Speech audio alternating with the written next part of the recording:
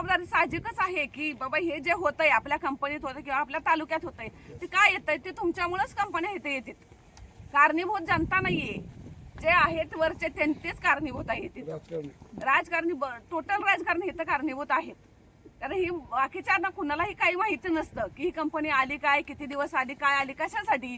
हे ज्या वेळेला आता आजूबाजूचं गावचे आपल्याला बघितलं तर कुठं मासेमारी आहेत, जो मासेमारीवरती काय लोकांचा उद्योग चालत होता तो आता उद्योग पूर्णपणे बंद झालेला आहे. शेती नाहीये, भात नाही, फळं नाहीत, करवंद नाहीत, बोरं नाहीत, कुठलंच शेती इथं होत नाही.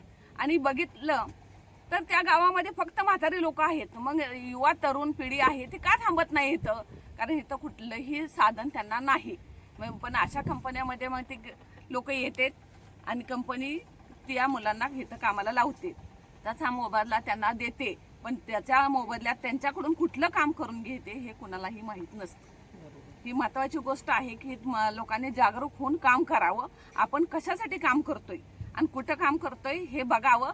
आणि ह्या महिलांनी जे लोट्यातील किंवा आजूबाजूच्या महिलांनी आहे हे तुम्ही खऱ्या अर्थानं तुम्ही घराबाहेर पडणं जास्त गरजेचं आहे. तुम्ही सगळ्यांना मी विनंती करते की ज्या आजूबाजूच्या महिलांनी आम्हाला सहकार्य करावं. धन्यवाद.